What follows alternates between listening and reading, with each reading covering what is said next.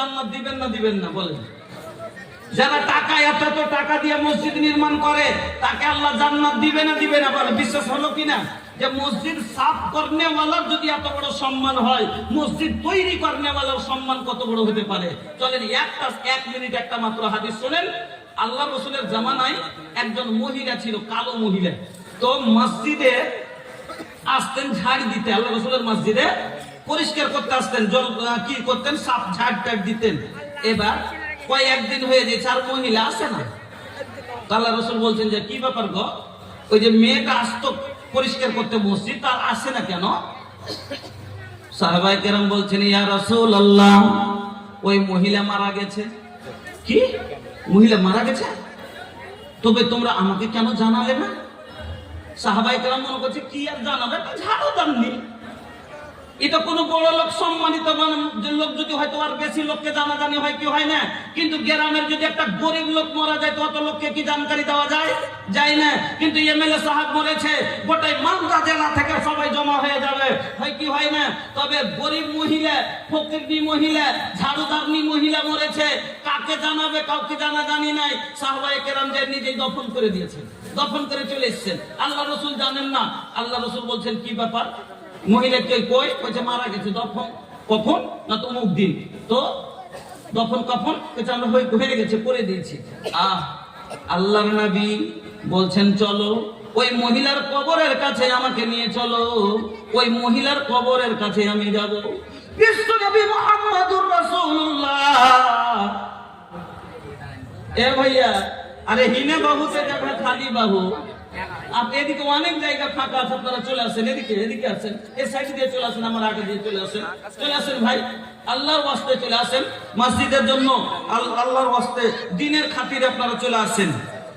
তো বলছিলাম কি যে এই মহিলা আল্লাহ রাসূল প্রথম মহিলা যাকে দফন যাওয়ার পরে যার কবরের কাছে গিয়ে আমার নবী তার জন্য জানাজার নামাজ পড়েছেন। পড়েন আলহামদুলিল্লাহ। বলেন, চিন্তা করেন যে একজন ঝাড়ুদারনি, তার জন্য নবী কতটা ফজিলত যে তাকে দফন দেওয়ার পরে তার কবরকে যাওয়ার পরে নবী যে জানাজার নামাজ পড়েছেন। পড়েন আলহামদুলিল্লাহ। এত বড় হলো মসজিদ নির্মাণকারীর সওয়াব, মসজিদ পরিষ্কারকারীর কত বড় শান, কত ইজ্জত।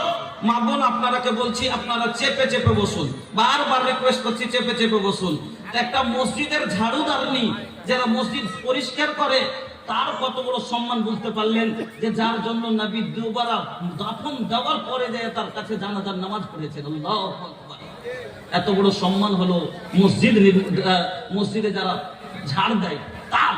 তাহলে মসজিদ নির্মাণকারীর সম্মান কত বড় হতে পারে আল্লাহর কাছে।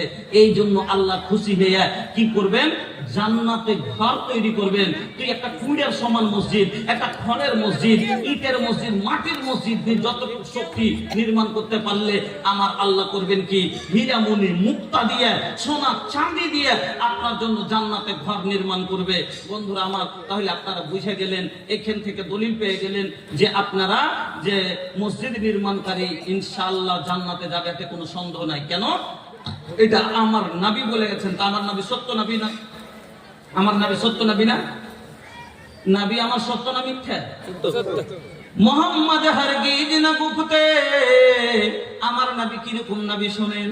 মোহাম্মদ হার কবি বলছে, ফারসি কবি বলছে, মোহাম্মদ হারগিজ না গুফতে কানা গুফতে জিবরিল, জিবরিল হারগিজ না গুফতে কানা গুফতে কিরদেগার।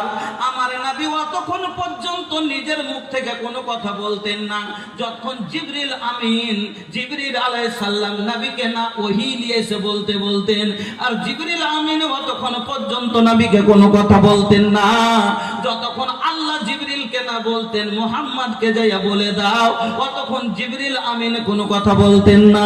তাহলে বোঝা গেল আমার নবী সত্য নবী, আমার নবী সাদিক নবী। আর আমার নবীর মুখ দিয়ে বের হয়েছে মামবানা লিল্লাহি মসজিদান, যারা আল্লাহর জন্য মসজিদ বানাবে, বানাল্লাহু লাহু বাইতান ফিল জান্নাহ, আল্লাহ তার জন্য জান্নাতে ঘর নির্মাণ করবে। 100% গ্যারান্টি, কারণ আমার নবী সত্য নবী, আর আমার নবীর মুখ দিয়ে বেরিয়েছে মানে এটা সুসংবাদ আপনার জন্য যে তোরা জান্নাত নিয়ে এলে, দুনিয়াতে মসজিদ নির্মাণ কর, জান্নাতে নিয়ে এলে। এজন্য ভাই আল্লাহর ঘর নির্মাণ করেন।